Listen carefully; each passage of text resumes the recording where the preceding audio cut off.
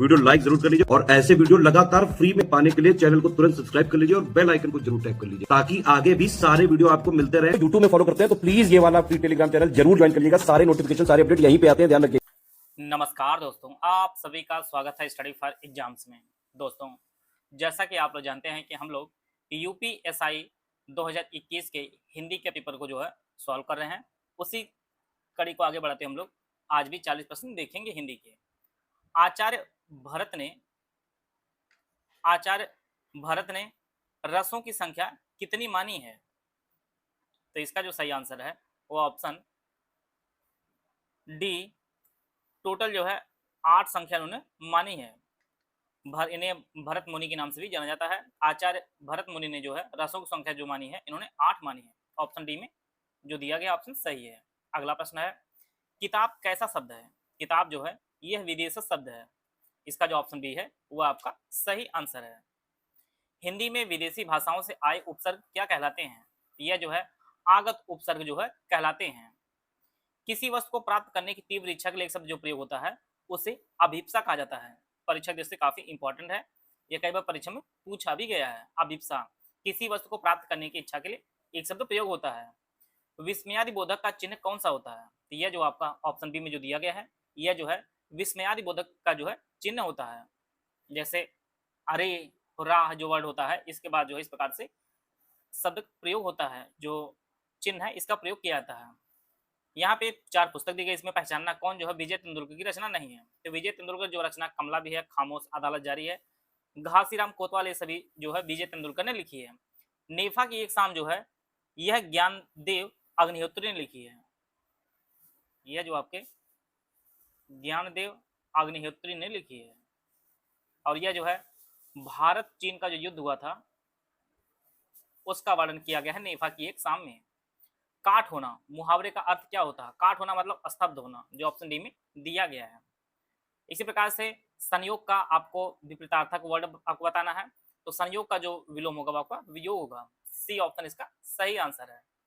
कौन सी बोली उत्तर प्रदेश में नहीं बोली जाती? खड़ी बोली बोली जाती है, अवधी भी है, ब्रज भी, जो है मगही है, मैथिली है। मैथिली जो भाषा है यह जो है बोली, ये उत्तर प्रदेश में नहीं बोली, ये विशेष रूप से जो है बिहार की तरफ बोली जाती है, बिहार में बोली जाती है मगर मैथिली, जो ऑप्शन डी आपका दिया हुआ है। आते हैं अगला प्रश्न लोग, जहां एक शब्द के साथ अनेक अर्थ चिपके रहते हैं वहां कौन सा अलंकार होता है? तो श्लेष अलंकार आप तो जानते हैं, इसका जो है सही आंसर ऑप्शन बी है।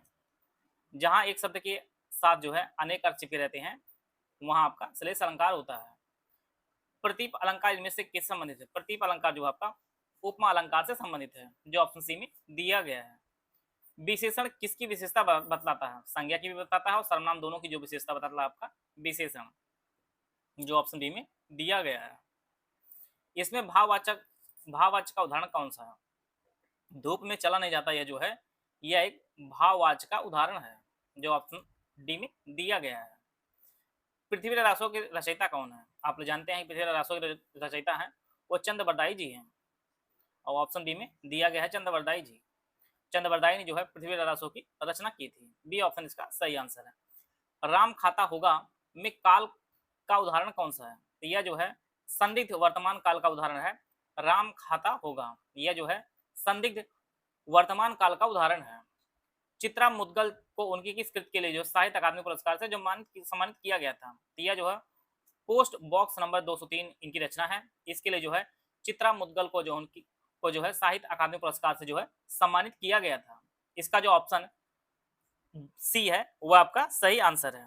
इसी प्रकार से ब्रज भाषा इनमें से किस रूप में जो है सर्वाधिक प्रसिद्ध है? तो काव्य रचनाएं काफी की गई हैं ब्रज भाषा में, और यही कारण है जो है सबसे अधिक प्रसिद्ध है ये काव्य भाषा के रूप में ब्रज भाषा। ये ऑप्शन इसका सही आंसर है। चोर उठ भागा इसमें क्रिया का कौन सा उदाहरण है? यह जो है पूर्वकालिक क्रिया का उदाहरण है, चोर उठ भागा। सी ऑप्शन इसका सही आंसर है। हम ताजमहल देखने जाएंगे इसमें सर्वनाम का कौन सा रूप प्रयोग किया गया है?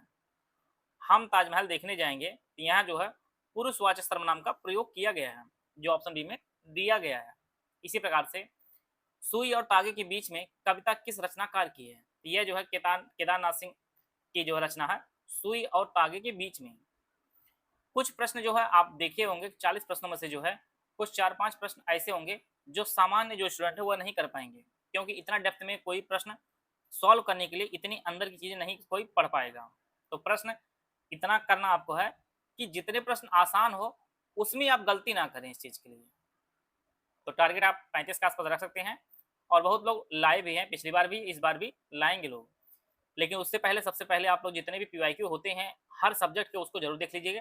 आपको यह कराने का सिर्फ़ एक ही उद्देश्य है कि कोई ऐसा टॉपिक कहाँ से प्रश्न बराबर आयोग पूछ रहा है और सिलेबस में दिया गया है, उन सभी की महत्ता को देखते हुए आप आगामी जो है एसआई जो 2025 में चल आई है भर्ती है, उसमें कहाँ प्रश्न पूछा सकता है, वो सभी टॉपिक आप पहली प्राथमिकता में रखेंगे। हमेशा बहुवचन के रूप में क्या प्रयोग होता है या होंठ जो प्रयोग होता है, वो हमेशा बहुवचन के रूप में प्रयोग होता है। अरे! तुम आ गए इनमें अरे के बाद कौन-सा चिन्ह का प्रयोग किया है? वही विस्मयादि बोधक आपका है, जो ऑप्शन ए में दिया गया है, इस प्रकार से। यहाँ पे राष्ट्रीय लिखा गया है, कौन-सा राष्ट्रीय शुद्ध है, आप तो देख ही पा रहे होंगे। तो राष्ट्रीय का जो शुद्ध रूप है, वह आपका ऑप्शन डी में दिया गया है। यहाँ पे जो है ट्राई बना हुआ है, तो राष्ट्रीय जो है, ये डी ऑप्शन इसका सही आंसर है। इस प्रकार शुद्ध वर्तनी से भी प्रश्न पूछा गया है। रस के कितने अवयव हैं? रस के आप जानते हैं कि टोटल जो है 4 अवयव होते हैं। इसमें आपका अस्थायी भाव, विभाव, अनुभाव और संचारी भाव, तो 4 जो है अवयव होते हैं। अस्थायी भाव, विभाव, अनुभाव और संचारी भाव। डी ऑप्शन इसका सही आंसर है। इनमें से कौन-सा शब्द जो है घर का पर्यायवाची नहीं है? निलय, निवास और गृह ये सभी जो है घर के पर्यायवाची हैं। प्रवास जो है ये घर का पर्यायवाची नहीं है। तो ऑप्शन जो सी है, यूपीएसआई 2025 वैकेंसी के लिए 400 नंबर के रिटन एग्जाम की पूरी तैयारी आप ज्ञान सर एजुकेशन ऐप से कर सकते हैं। और जहां पर आपको जो है ज्ञान सर ने 90% का जो है फ्लैट डिस्काउंट दिया है। इसके लिए जो है ज्ञान सर कूपन कोड यूज करेंगे, जहां ये आप देख सकते हैं ज्ञान सर डिस्काउंट, ये आप कूपन कोड यूज करेंगे तो आपको जो है 90% डिस्काउंट आपको मिलेगा। तो जो संपूर्ण कोर्स जो recorded class and PDF notes के रूप में दिया जाएगा, यह जो है इसकी फीस 99 रुपये हो जाएगी। वहीं पे टेस्ट सीरीज को जो कोर्स है जिसे आप ऑनलाइन पे अटेम्प्ट कर सकते हैं, इसकी फीस 49 रुपये हो जाएगी। तो यह जो है ज्ञान सर डिस्काउंट आप कोड यूज करेंगे तो संपूर्ण कोर्स एसआई का 99 रुपये और टेस्ट सीरीज के प्राइस जो आपका 49 रुपये हो जाएगा। और यह जो कोर्स की जो डिस्काउंट मिल रहा है वह आपको 15 सितंबर 2025 तक यह कोर्स का डिस्काउंट मिलेगा। और यह कोर्स मिलेगा कहाँ पर? यह जो है ज्ञान सर एजुकेशन ऐप है, वहाँ पर आपको मिलेगा। आप गूगल प्ले स्टोर से ज्ञान सर एजुकेशन ऐप को डाउनलोड करके जो है यूपीएसआई सेक्शन में जाकर कूपन कोड ज्ञान सर डिस्काउंट आप यूज करेंगे तो आपको 90% का डिस्काउंट मिलेगा। और यह कोर्स परचेज करके जो है आप यूपीएसआई की जो है संपूर्ण तैयारी कर सकते हैं। अगर आपको कोई इन्फॉर्मेशन वगैरह चाहिए तो ये हमारे नंबर दिए गए हैं 9236693779, इस पे कॉल या व्हाट्सअप करके जो है जानकारी प्राप्त कर सकते हैं और इस बैच से जुड़कर जो है अपनी तैयारी बेहतर कर सकते हैं। इनमें से कौन सा शब्द जो है घर का पर्यायवाची नहीं है? निलय, निवास और गृह ये सभी जो है घर के पर्यायवाची हैं। प्रवास जो है ये घर का पर्यायवाची नहीं है। तो ऑप्शन जो सी है ये आपका सही आंसर है। इसी प्रकार से हरी घास पर क्षण भर कविता संग्रह के रचनाकार कौन है? ये आज्ञे जी हैं। इन्होंने जो है हरी घास पर क्षण भर जो कविता की है रचना की है। बी ऑप्शन इसका सही आंसर है। इनमें से एक का अर्थ ऐतराज किसका है? ऐतराज मतलब आपत्ति होती है, काफी लोग प्रयोग भी करते हैं। तो ऐतराज का जो है आपत्ति होता है। सी ऑप्शन इसका सही आंसर है। एक केस स्टडी दिया गया है 28 से 30 जो प्रश्न संख्या है वह यहाँ से प्रश्न पूछा गया है। तो यहाँ पे जो है आपको जो है अनुच्छेद दिया गया है। वीडियो आप लोग रोक लीजिए और यहाँ पे जो है पूरा पैसेज पढ़ सकते हैं। पैसेज पढ़ लीजिए आप लोग।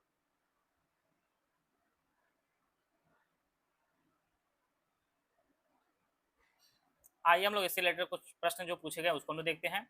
उपरोक्त गद्यांश में लेखक क्या कहना चाहता है? तो यहाँ पर जो लेखक है लोग काम करें यह कहना चाहता है लेखक, जो ऑप्शन डी में दिया गया है। इसी प्रकार से अगला प्रश्न है, उपरोक्त गद्यांश के अनुसार किसी भी स्थिति को जो बदलने के लिए कैसे लोगों को जरूरत होती है? जिनके दिल में लगन होती है वह जो है किसी भी स्थिति को बदलने के लिए तत्पर रहते हैं, जो ऑप्शन बी में दिया गया है। अंग्रेजी पढ़े लिखे ही अच्छे प्रयोग कर सकते हैं, इस वाक्य में क्या ध्वनित है? तो भाषिक पूर्वाग्रहों से ग्रसित है, जो ऑप्शन सी में दिया गया। आप लोग पैसेज पढ़ेंगे तो उसमें सेम इसका आंसर ये आप देंगे। बतरस लालच लाल के मुरलीधरी लुकाय, यह पंक्ति किसकी है? तो बेहद ही डेप्थ में जो है प्रश्न पूछा गया है। कुछ ऐसे प्रश्न रहेंगे जहां पे जो है इस प्रकार के जो डेप्थ में प्रश्न पूछे जाएंगे, तो हर प्रश्न आपको सही नहीं करना है, आपको बस कट ऑफ क्लियर करनी है। उसके लिए जो है पहले आसान जो प्रश्न है उनको सॉल्व करना है, फिर आप इन प्रश्नों की तैयारी कर सकते हैं। तो बिहारी की जो है बतरस लालच लाल की मुरलीधरी लुकाई, ये जो पंक्ति है ये बिहारी जी की है। इसी प्रकार से कृत और तद्धित जो है इनमें से किसके भेद हैं? ये सभी प्रत्यय के भेद हैं, कृत और तद्धित प्रत्यय। तो ये सी ऑप्शन इसका सही आंसर है। घनाक्षरी में कौन सा छंद है? कौन सा छंद है ये आपका? घनाक्षरी में जो है यह वाणिक छंद का एक उदाहरण है। बी ऑप्शन इसका सही आंसर है। रोला और लालो से मिलकर क्या बनता है? तो यह छप्पा बनता है। ये ऑप्शन बी है इसका सही आंसर है। इन सभी पे जो अलग से वीडियो बनाई जाएगी, सारे का जो है विस्तार समझाया जाएगा।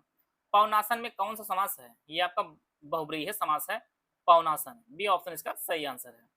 अपभ्रंश का वाल्मीकि कई बार परीक्षा में पूछा गया है, या स्वयंभू जी है, बेहद इंपॉर्टेंट प्रश्न आपकी परीक्षा के लिए है।